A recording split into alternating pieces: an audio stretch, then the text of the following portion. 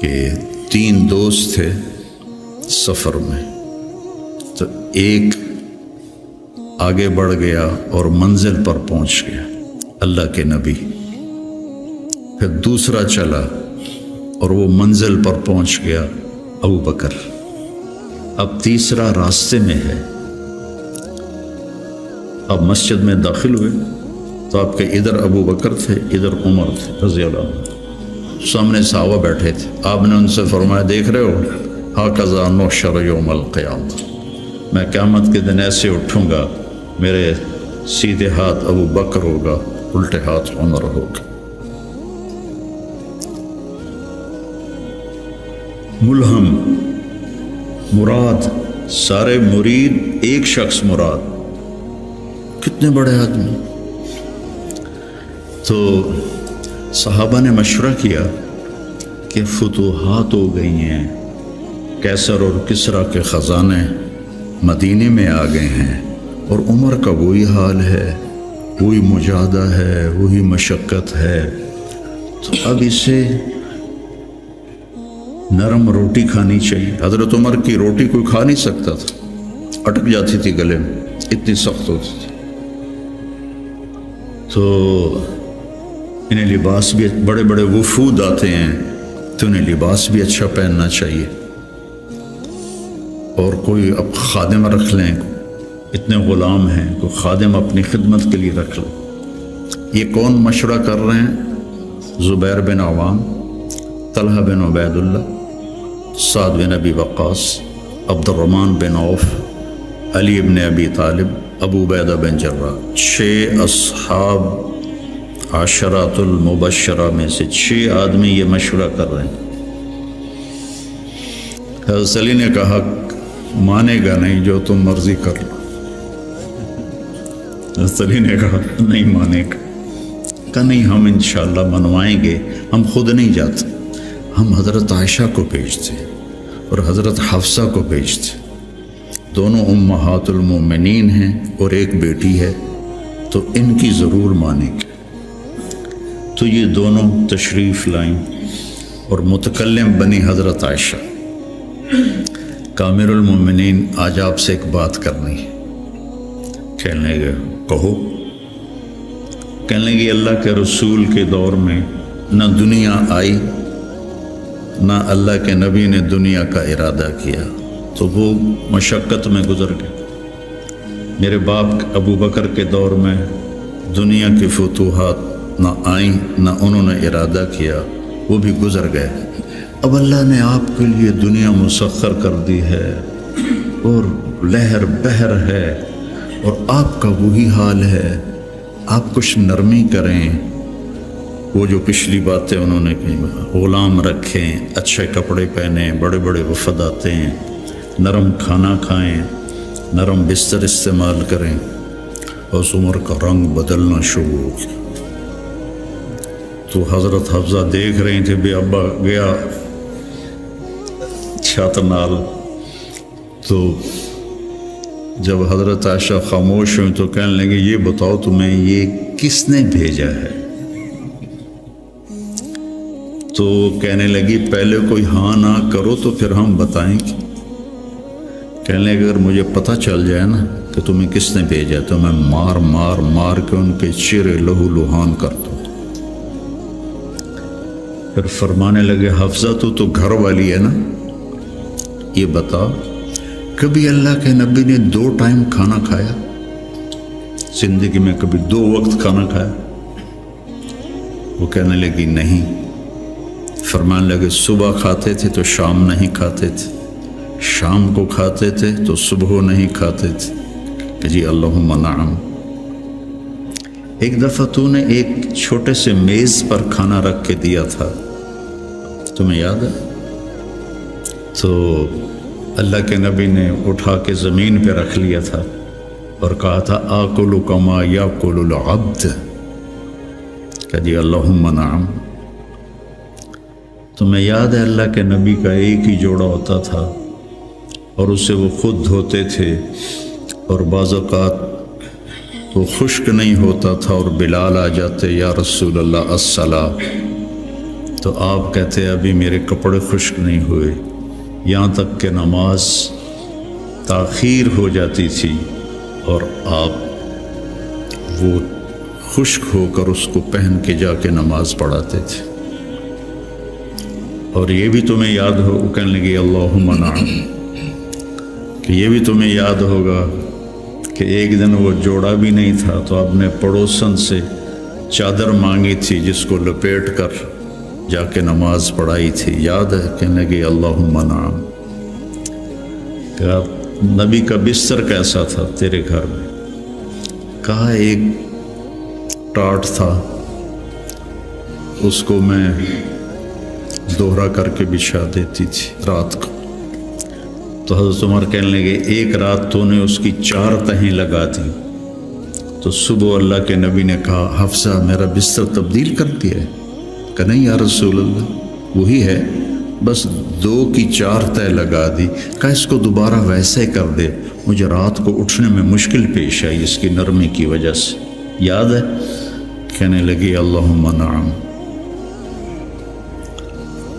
تو فرمایا اللہ کے نبی نے کبھی 2 سالن کٹھے کھائے؟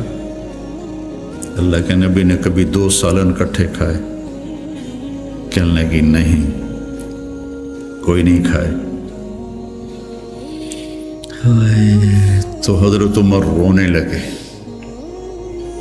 فرمایا کہ جنہوں نے تمہیں بھیجا ہے نا انہیں جا کر کہو کہ 3 دوست تھے سفر میں، تو ایک آگے بڑھ گیا اور منزل پر پہنچ گیا اللہ کے نبی، پھر دوسرا چلا اور وہ منزل پر پہنچ گیا ابو بکر، اب تیسرا راستے میں ہے، ان کے راستے پر رہے گا تو پہنچے گا ورنہ بھٹک جائے گا۔ والذی نفسی بیدہ، رب کی قسم جس کے قبضے میں میری جان ہے، میں اپنے آپ کو اسی حال پہ رکھوں گا حتی تلحقہ باللہ، یہاں تک کہ میں اپنے رب کے ساتھ جا کے مل جاؤں۔ جن کو اپنی ذات کی طرف نبی کی محنت متوجہ کرتی، تحریکیں اوروں کی طرف متوجہ کرتی، اور انبیاء کی محنت یا قوم اعبدوا اللہ ما لکم من الہ غیر، یا قوم انی لکم نذیر مبین ان اعبدوا اللہ واتقوہ واطیعون انی لکم نذیر مبین انی لکم ناصح امین۔ اور جب خنجر لگ گیا اور پتہ چل گیا کہ بچنا ممکن نہیں ہے، تو اپنے بیٹے کو بلایا عبداللہ بن عمر، فرمانے لگے جاؤ عائشہ کے پاس اور ان سے کہو کہ عمر اپنے ساتھیوں کے ساتھ دفن کی اجازت چاہتا ہے، اور امیر المومنین نہ کہنا، عمر کہنا، چونکہ اب میں امیر المومنین نہیں ہوں۔ اگر وہ اجازت دیں تو مجھے وہاں دفن کر دینا، ورنہ مجھے عام قبرستان میں لے جا۔ عبداللہ بن عمر رضی اللہ تعالیٰ عنہ تشریف لے گئے، تو عائشہ رضی اللہ عنہ بیٹھی رو رہی تھی، تو انہوں نے عرض کی اماں جان میرا باپ عمر بن خطاب اپنے ساتھیوں کا قرب چاہتا ہے۔ تو حضرت عائشہ رضی اللہ عنہ نے روتے ہوئے کہا یہ جگہ تو میں نے اپنے لیے رکھی تھی، لیکن اگر عمر طلبگار ہے تو مرحبا بعمر۔ واپس آئے، کہا ابا جان ابشر قد اذنت، اجازت ہو گئی۔ کہ بیٹا ممکن ہے میرے شرم میں کہا ہو جب میں مر جاؤں پھر دوبارہ میرا جنازہ لے جانا اور باہر رکھ دینا، اور پھر ایک دفعہ دوبارہ پوچھنا، اگر اس وقت اجازت ملے پھر مجھے اندر لے جانا۔ اس میں حضرت علی آئے تو بڑے گھبرائے ہوئے تھے، تو حضرت علی نے پوچھا اتخاف من الموت؟ کہا نہیں، الذی بعد الموت۔ الذی بعد الموت،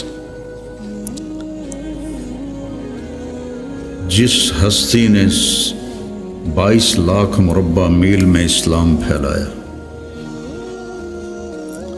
تو کہنے لگے ڈرو نہیں، میں نے کئی دفعہ سنا کہ اللہ کے نبی نے کہا خرجت انا و ابو بکر و عمر، دخلت انا و ابو بکر و عمر، جیت انا و ابو بکر و عمر و سیدہ کہول اہل الجنہ ابو بکر و عمر، کہ میں نے کئی دفعہ سنا، حضرت حسن بھی ساتھ، تو کہنے لگے قیامت کے دن گواہی دو گے میری؟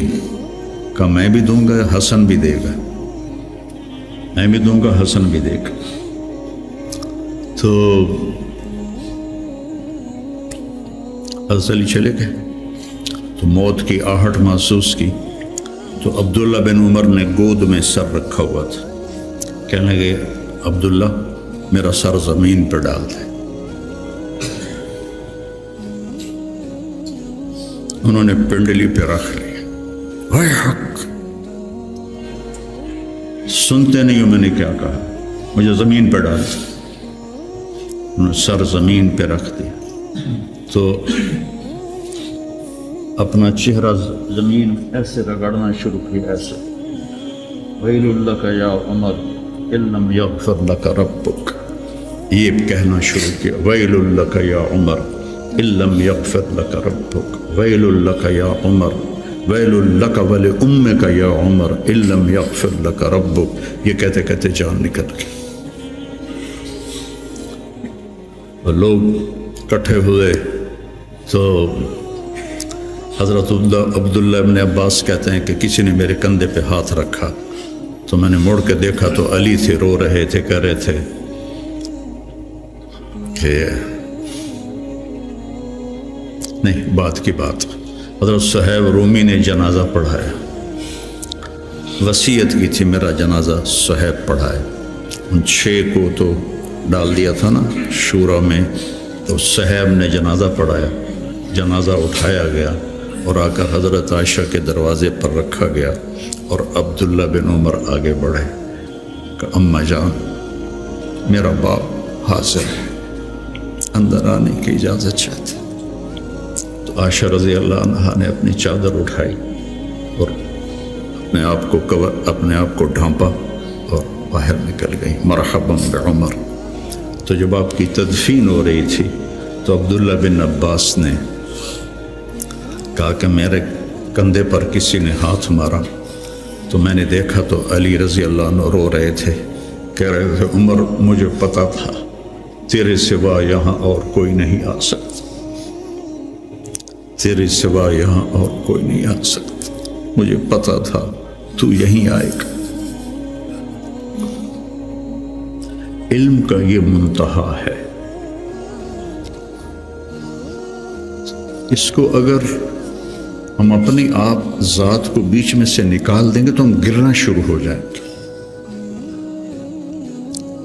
تجھے کیوں فکر ہے اے گل دلے صد چاک بلبل، تو اپنے پیرہن کے چاک تو پہلے رفو کر لے۔ عائشہ رضی اللہ عنہ موت کی سکرات میں تھی، تو عبداللہ ابن عباس رضی اللہ عنہ نے آنے کی اجازت چاہی، تو جنگ جمل کے بعد سے بول چال بند تھی، کیونکہ عبداللہ ابن عباس حضرت علی کی طرف سے لڑے تھے باقاعدہ، تو آپ کے پاس عبداللہ بن زبیر اور مسور بن مخرمہ رضی اللہ عنہ بیٹھے ہوئے تھے، تو حضرت عائشہ رضی اللہ عنہ خاموش ہو گئیں، اتنا اثر تھا اس بات کا۔ تو ان کا حبر الامہ ہے اور ابن عم الرسول ہیں، اجازت دے دیں۔ تو حضرت عائشہ روئے جا رہی تھی اور ان کی بڑی چادر آنسوں سے بھیگ چکی تھی، ساری چادر۔ جب وہ آئے تو کہنے لگے اماں جان آپ کیوں رو رہی ہیں؟ آپ کے اور نبی کی ملاقات میں صرف اتنی دیر ہے کہ یہ جان نکلے اور آپ اللہ کے رسول کے پاس پہنچ جائیں۔ کہنے لگے عبداللہ مجھے دھوکہ نہ دے، کاش میری ماں نے مجھے جنا ہی نہ ہوتا، مجھے بہلاوا نہ دے، مجھے دھوکہ نہ دے۔ اور اللہ کے نبی نے کہا تھا یا عائشہ انہو لیہون علی الموت ان اریتکی زوجتی فی الجنہ، عائشہ مجھے مرنا آسان ہو گیا ہے کہ مجھے پتہ چلا ہے تو جنت میں میری بیوی ہے۔ اور وہ رو رہی تھی۔ تو میرے عزیزو، اپنی ذات کو نہ بھولو، اپنی ذات کو سامنے رکھو گے تو آپ ترقی کرو گے، اپنی ذات کو بھلا دو گے اور عیب پکڑتے پکڑتے، کمیاں پکڑتے پکڑتے آپ کو اپنا آپ بھول جائے گا۔